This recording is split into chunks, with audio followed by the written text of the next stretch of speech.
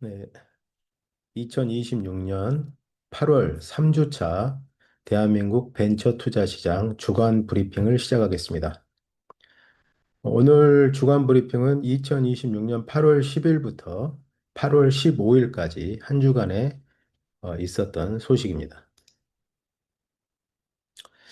자, 이번 주 투자 동향을 보면은요, 국내 스타트업 투자 시장은 딥테크, 우주, 반도체, 에너지, 언젠가부터 딥테크 쪽에 우주가 들어와 있습니다.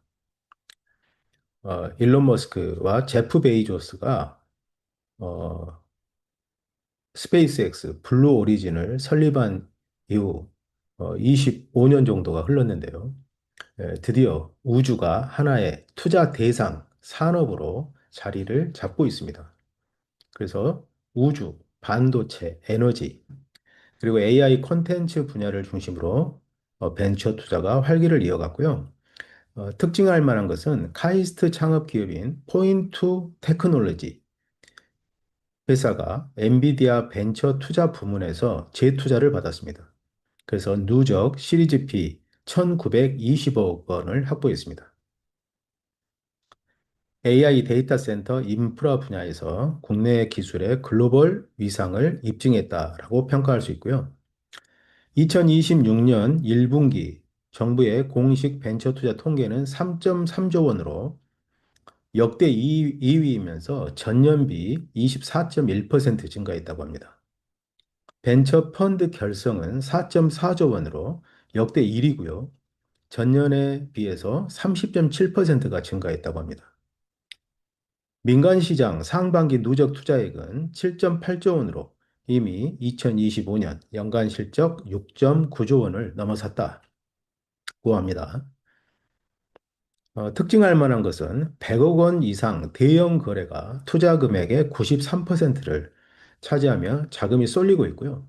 시드부터 시리즈 A 초기 투자 건수는 전년 대비 16.9% 감소해서 초기 창업 생태계의 자금 접근성은 오히려 위축되는 이중 구조가 뚜렷합니다. 초기 투자가 많이 줄고 있죠. 이게 아주 특징적인 거고요. 그리고 정부는 2026년 세제 개편을 통해서 벤처 투자 세제 지원 대상 업력 기준을 7년에서 10년으로 확대했습니다. 그래서 벤처 투자 회사 주식 양도소득 비과세 특례를 상시화하는 방식으로 스케일업 단계 지원을 강화하고 있습니다. 이 제도에 대해서는 뒷부분에서 다시 보도록 하겠습니다. 자, 이번 주 투자 유치 현황인데요. 포인트 테크놀로지. 이 회사는 AI 데이터 센터, 인터커넥트 서비스를 제공하죠. 카이스트 창업 기업이고 국내 최초 엔비디아에 투자를 유치했습니다. 주요 투자사는 엔비디아, 메버릭 실리콘, UMC 캐피탈이고요. 시리즈 B 라운드였고 1920억 원을 유치했습니다. 그리고 벙커키즈라는 회사인데요. 150억 원을 시리즈 A 유치했는데 AI 캐릭터 채팅 플랫폼 13개국의 서비스를 하고 있네요. 해외 매출 비중이 40%입니다. 대단한데요. 코롱 인베스트먼트, 카카오 벤처스, 미래에셋 벤처 캐피탈 외 5개 투자 회사가 투자에 참여했습니다. 시리즈 A 단계에 150억 원을 유치했습니다. 상당히 어, 전망이 높은 회사인 것 같습니다. 다음은 블루 엘리펀트 1,000억 원을 유치했어요. 이건 PEF 투자네요. 사모펀드. 아이웨어 브랜드 기업 가치 4천억 원을 평가받았다. 어펄마 캐피탈 매니저스 코리아라는 PEF에서 투자를 했습니다. 좀 특이한 케이스죠. 이노클라스 443억 원 시리즈 B 세 번째 투자네요. 암 유전체 빅데이터 분석 누적 투자 약 1억 달러. 네, IMM 인베스트먼트 한국투자증권 등에서 투자를 했습니다. 비바 이노베이션 시리즈 B, 시리즈 C 단계에서 150억 원을 받았고요. 디지털 헬스케어 건강검진 플랫폼입니다. 아주 아이비 투자하고 LB 인베스트먼트, 인바디에서 투자를 했네요. 어썸레이 75억 원, 시리즈 B 브릿지로 받았습니다. EUV 반도체 공정용 펠리클 보호막 제품이네요. 퓨리오사 AI 많이 알려져 있는 회사죠. AI 반도체 MPU 만드는 회사입니다. NH투자증권에서 프리 IPO로 70억 투자를 받았고요. 그리고 ISP 반도체 엑스레이 검사 장비 회사예요. 시리즈 B로 65억 원을 받았습니다. 요즘 이렇게 투자 금액이 대단히 크죠. 예전에는 뭐 10억, 20억 이랬는데요. 요즘은 뭐 적으면 60억, 70억, 보통 100억 이상 이렇게 투자가 이루어지고 있습니다. 쏠림 현상이죠. 투자 라운드별 분포를 보면 바이오 헬스케어에 29.3% 투자가 이루어졌고요. 컨슈머 테크 22%가 올해 첫째 주 투자 건수 기준 최다 비중을 차지했습니다. 그리고 소프트웨어 19.5, 제조 12.2가 뒤를 이었습니다. 그래도 지난주에는 컨슈머 테크, 소프트웨어 이런 쪽으로 조금 영역이 넓어졌네요. 반도체 공정 소재 관련해서는 어썸레이 ISP가 투자를 받았고 AI 반도체는 필요사 AI, 포인트 테크놀로지, 딥테크 분야에서 100억 원 이상의 대형 라운드가 연이어 발표되고 있습니다. AI 캐릭터, 콘텐츠, 벙커 퀴즈, IP, 엔터테인먼트 분야도 후속 투자를 이어가면서 견조한 흐름을 보이고 있다. 자, 엑셀러레이터 벤처 캐피탈의 눈에 띄는 성과를 보면요. 에이스톤 벤처스라는 투자사가 국민성장펀드 결성을 추진하고 있습니다. 국민성장펀드 간접투자 2026년 1차 출자 사업 도전리그 GP로 선정되었고 소프트캡 750억 원, 목표 1000억 원 이상의 멀티 클로징을 추진 중이다. 그래서 2026년 9월에 최종 클로징 예정입니다. 유일 로보틱스, G2 파워 이런 쪽에 투자를 해서 성과를 냈었고 펀드 결성이 완료되면 설립 5년 만에 운용자산 AUM이라고 하죠.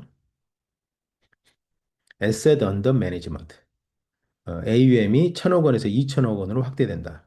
그래서 AI, 로봇, 첨단 제조 분야 후속 투자를 확대할 계획이다.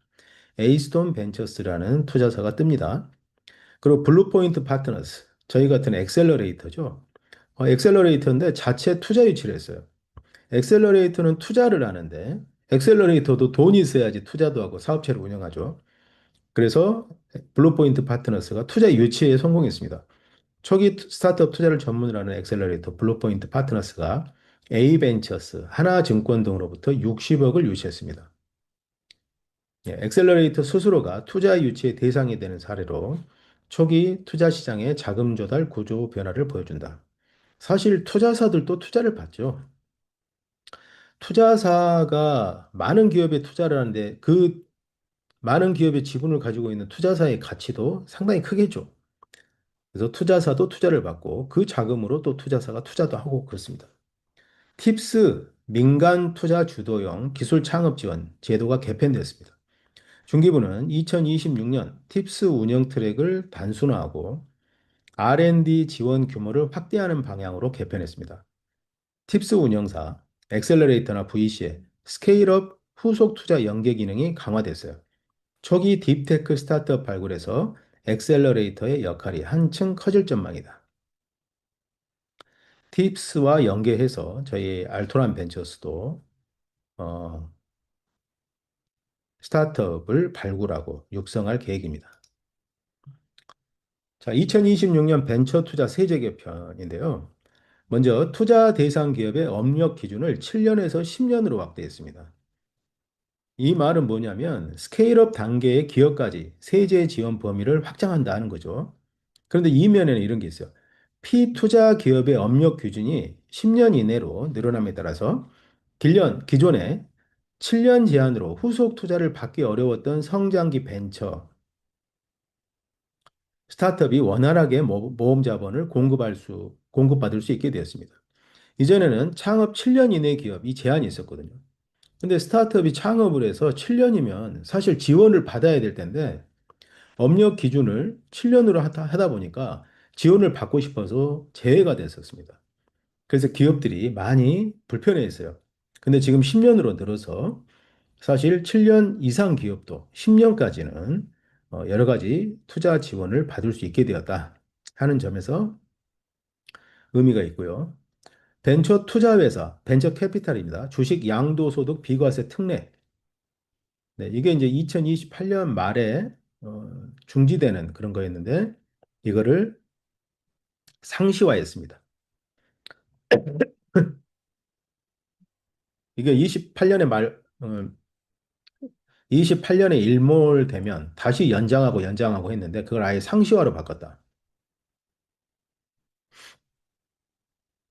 지역, 인구 감소 지역이나 관심 지역, 벤처 투자 인센티브 확대로 비수도권 투자 유치 여건이 개선되었다. 내국 법인의 지역 벤처, 창업 기업 직접 출자 세액 공제율을 5%에서 7%로 인상했습니다.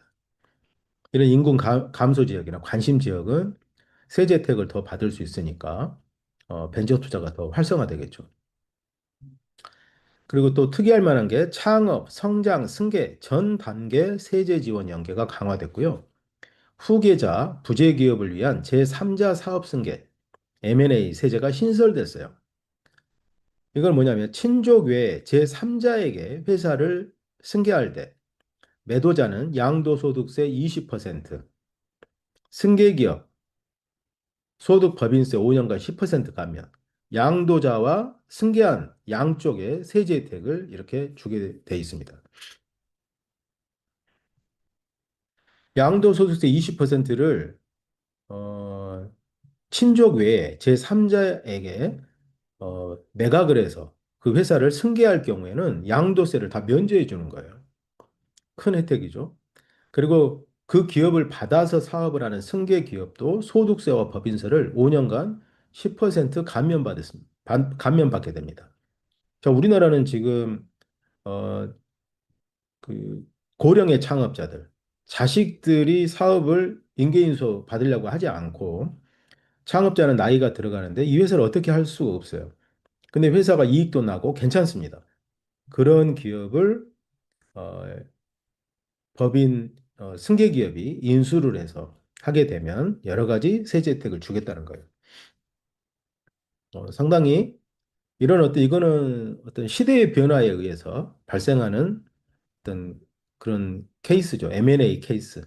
저도 이런 쪽에 좀 관심이 있습니다. 그래서 잘 운영되고 있는 회사를 인수해서 사업을 하고 거기에 AI 기술을 접목하면 훨씬 더 기업을 키울 수 있는 가능성이 있겠죠.